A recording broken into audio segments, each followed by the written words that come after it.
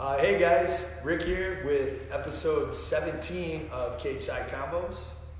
Yeah, what's up, guys? This is Quince. This week we're coming to you live. Actually, little venue change. We're over in the weight room, as you can see behind us here at American Top Team. Got some guys across the hall doing a little bit of work today on this Thanksgiving morning. So on that note, happy Thanksgiving to everybody.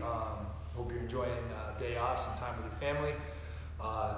It's funny because last week we did our episode of gratitude, which kind of leads into this week. Being thankful for a lot. But I think our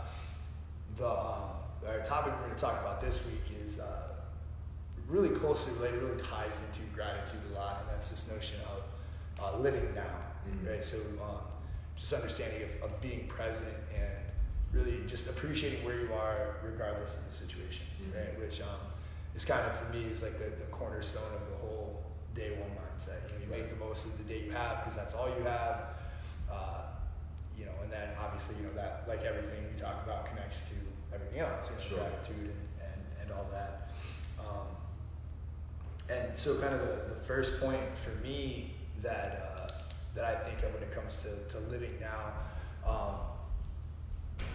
is this notion of kind of, there's a tendency maybe to be a little too reckless in living now, right? So actually, I think both of us can relate to that. With the back injuries we both incurred this week, right? So I'm just getting over the little tweak I had last week, and then yesterday I re-aggravated it. I know Monday you got a little crazy lifting, you hurt your back, right? So this living now, right? We're both fully capitalizing on the opportunities that were in front of us.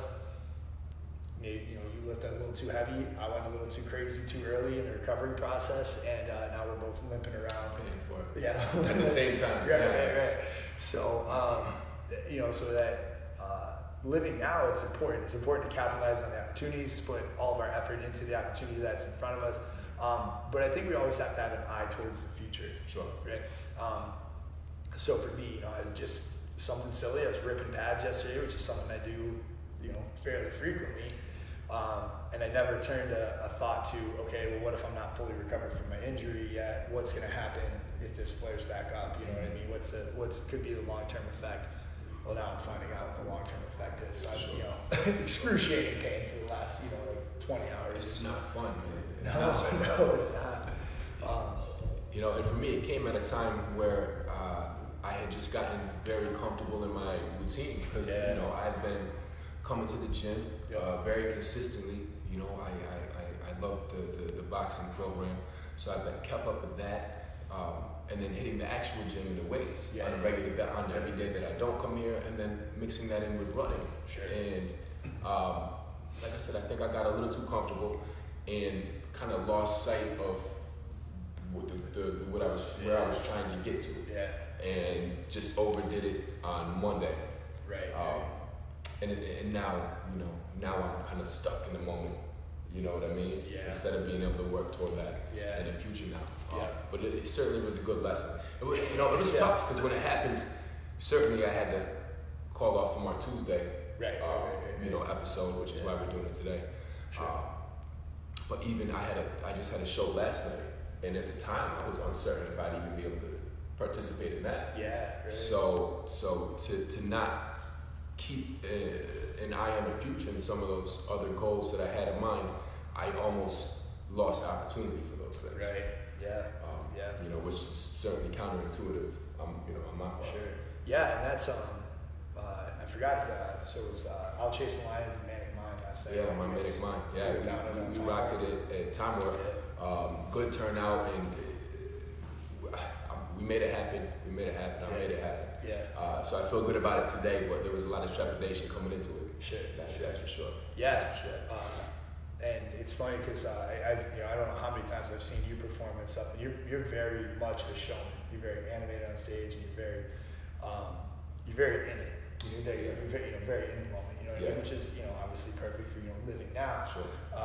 Kind of that mindset is you definitely give it 100% every time you perform, and I can just imagine how much your back bothering you kind of made it tough to bring that same kind of energy. Yeah.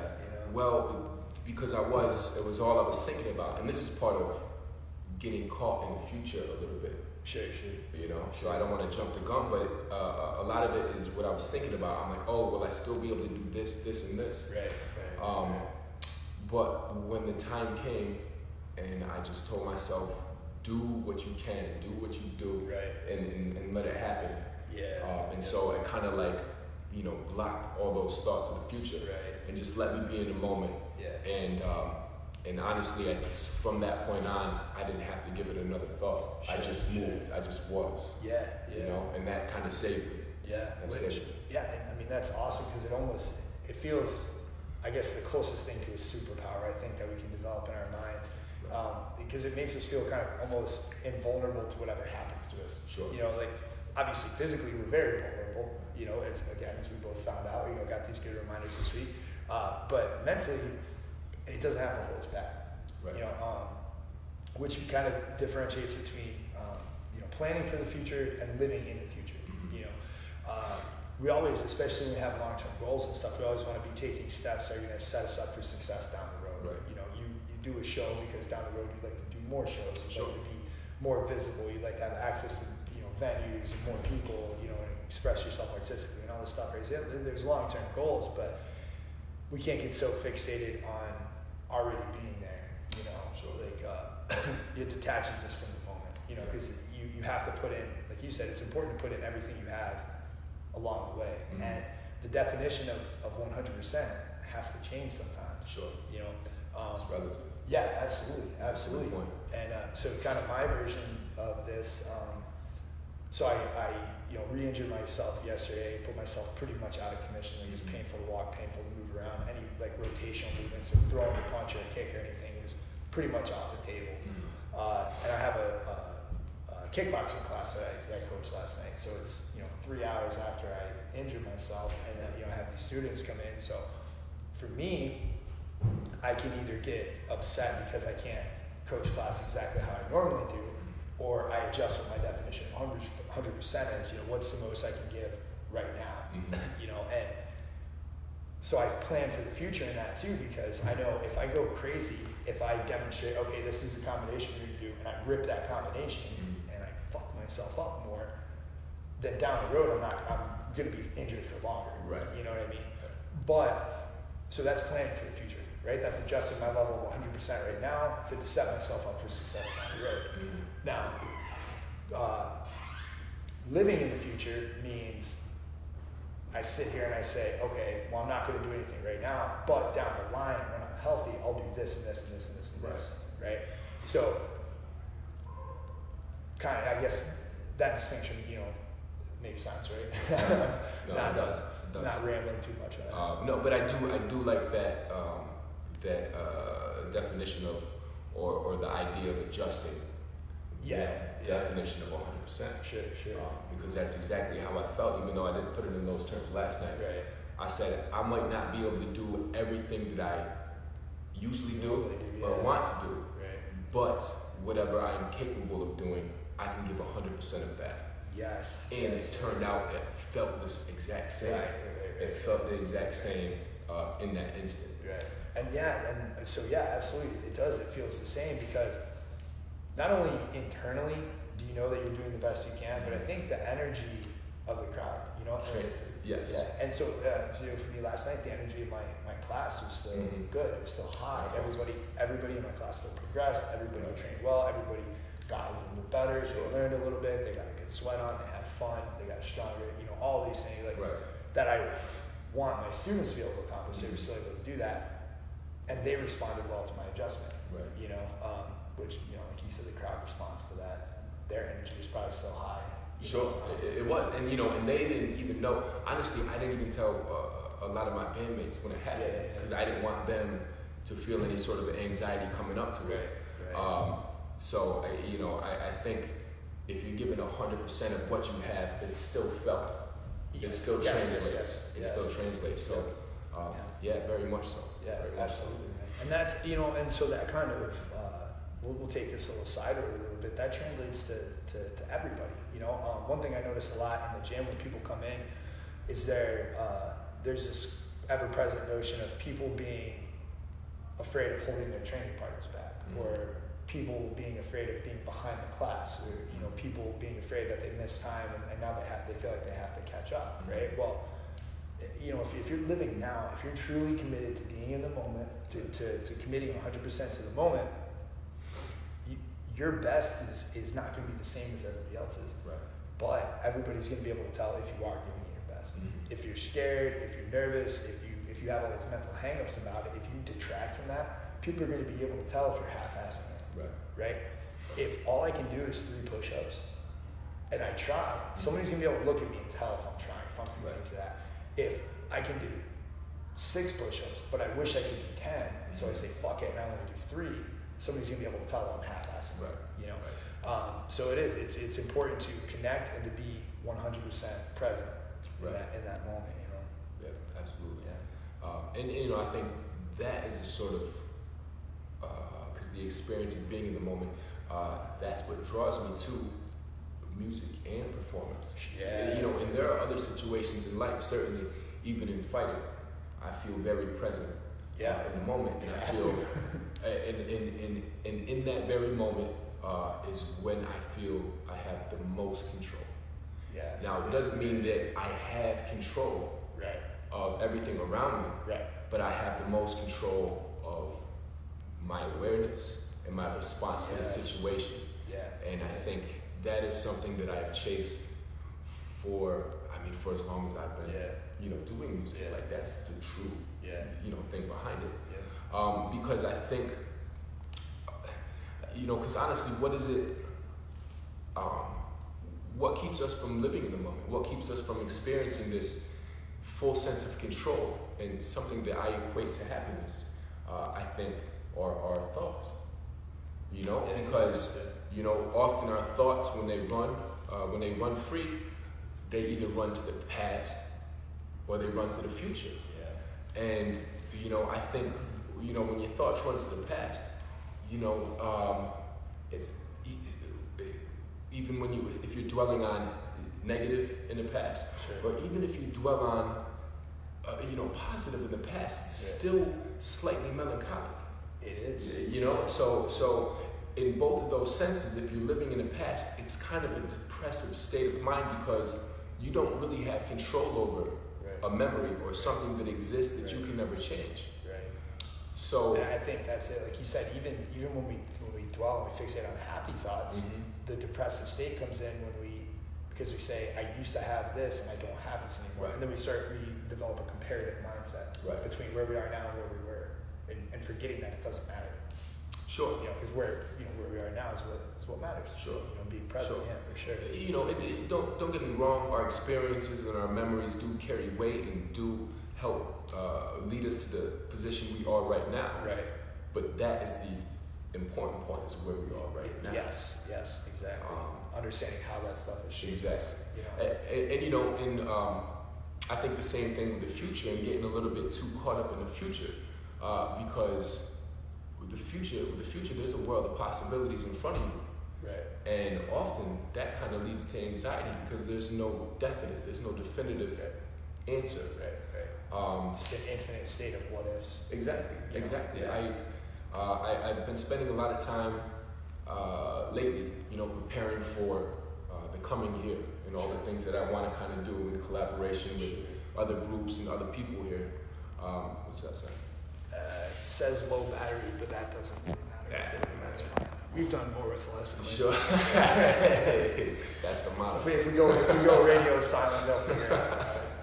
But so just recently, planning ahead for the future, and working with some other people, and we get together and we come up with all these great ideas, and we're reading through grant options, and we're talking about all these different events and the ways that we can connect the city, and it's fun at first because there's so much opportunity there, but then it starts becoming stressful because there's so many things that can be done or need to be done. So you plan for the future, which is exciting, necessary, and then when you start living in the future, it gets stressful. And it wasn't only up until, because so this has gone on for a little bit, And it wasn't only up until recently that we were just like, hold up. Yeah. We have to start now. Right. We just have to do it right now. And we'll work our way to the things that are necessary. Yeah. But if we're not starting right now and learning as we go what is necessary, then we'll never get started. Yeah, absolutely. And coming to that conclusion, which I don't think we would have come to had this not become such a heavy stressor or burden, has taken so much weight off of the shoulders. Yeah. You know, and kind of refreshing my vision of the situation. Yeah. So, you know, these are certain things that we go through on a daily. Yeah. You know, with any given situation. I think something that kind of hopped out to me is so you're talking about when you're performing and or when you're fighting, sure. And sparring and stuff, and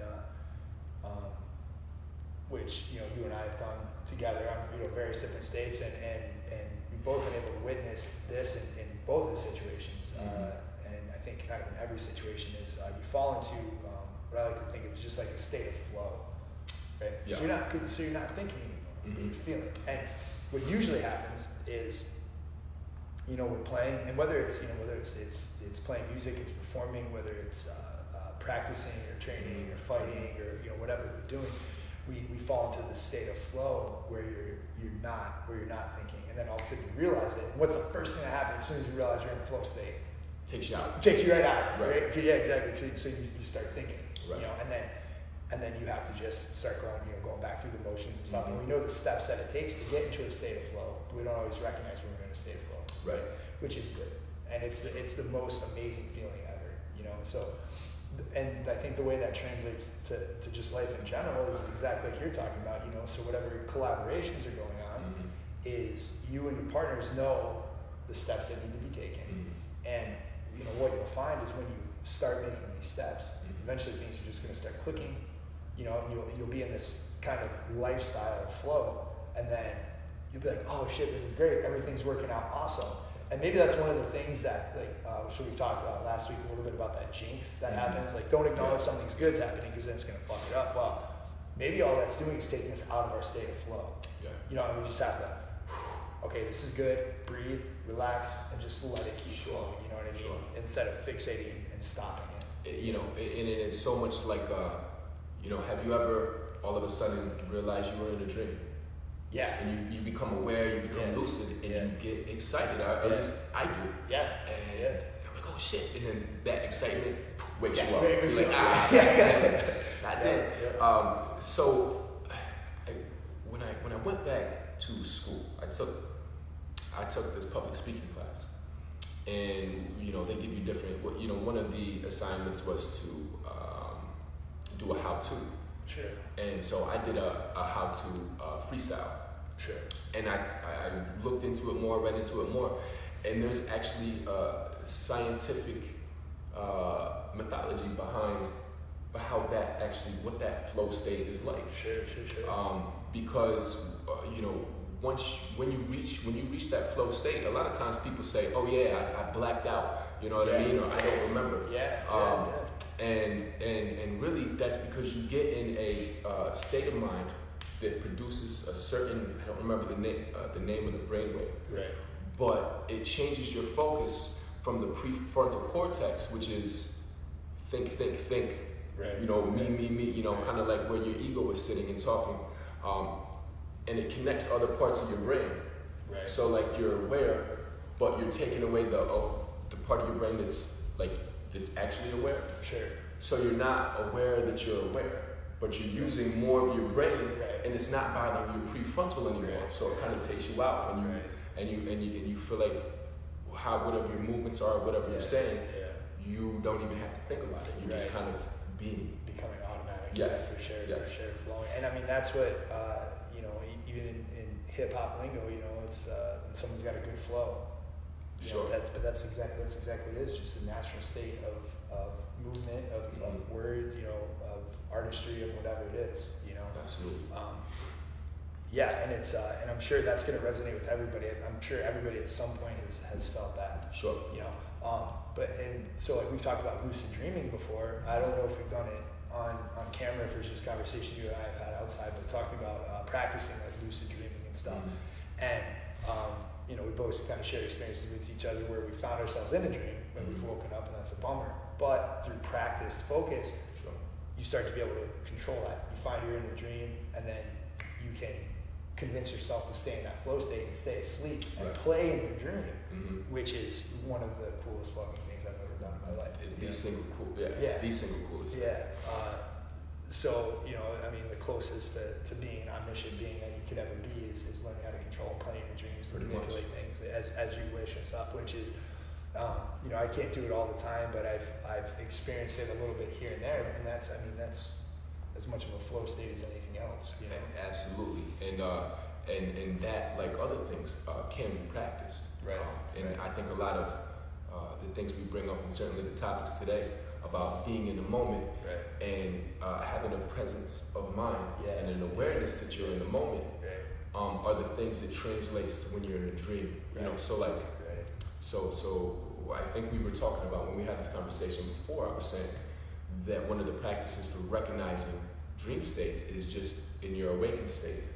Every once in a while, take a second and to be like, tell yourself, I am here. I am in this room. I am, you know, sitting next to Rick. You know, and just things that seem very, you know, commonsensical.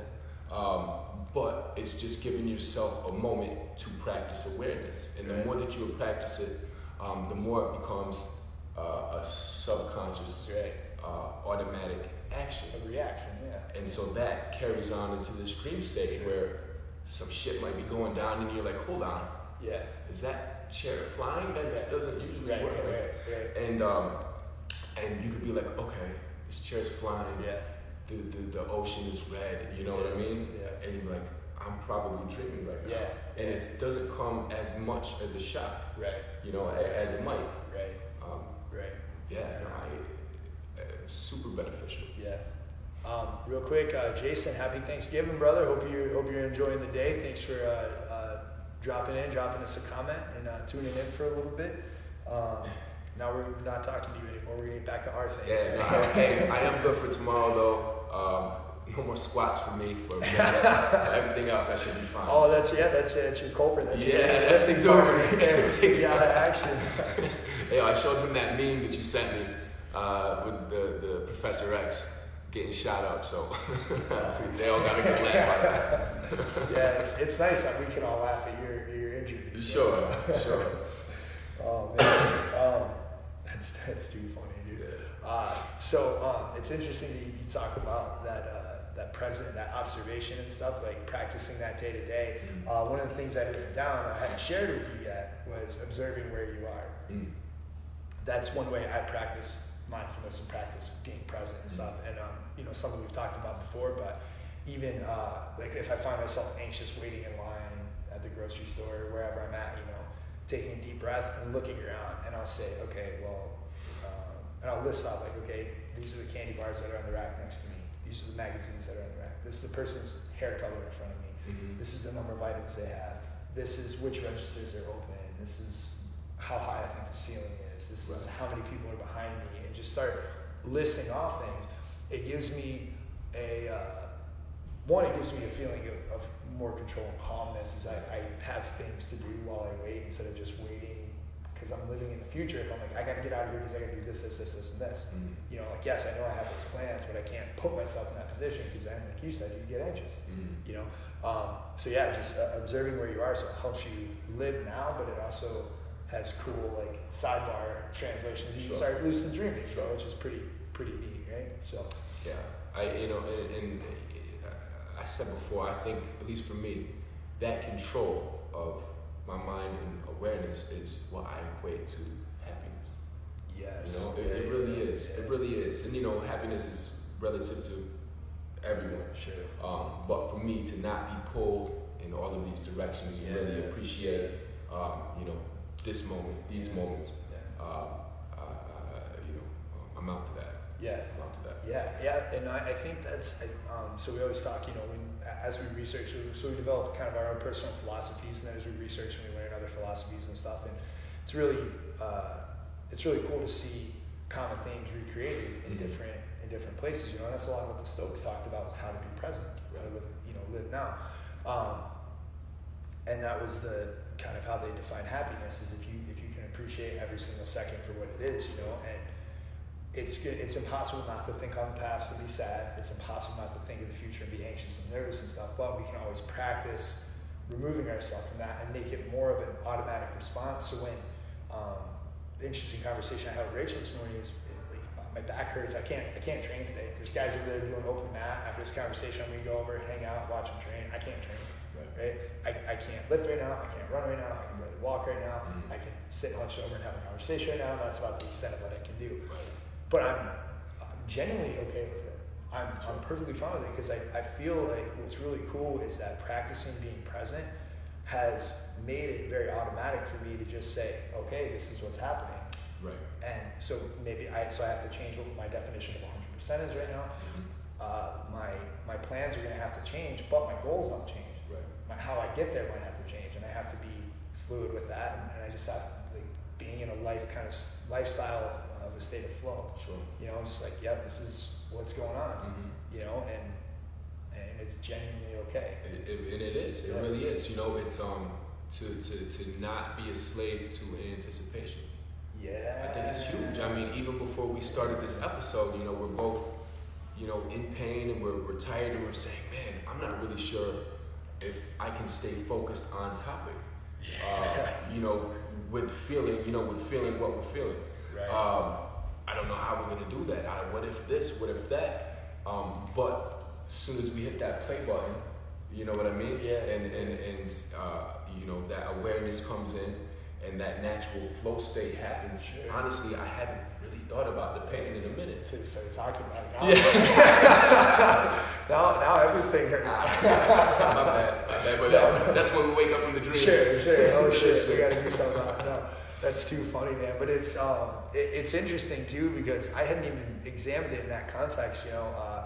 But yeah, you're exactly right. I mean, we always have conversations, you know, But you're exactly right. We did exactly what we're talking about. Right. Removing ourselves from doing. Right. But we're able to say, okay, we know the steps that it takes to get into the flow state. Even if we don't recognize that we're doing it, we say, okay, well, yes, these are the possibilities, but we're not going to hang up on that. We're not going to let it hold us back. Right. All these things can go wrong, but they can always go wrong. Sure.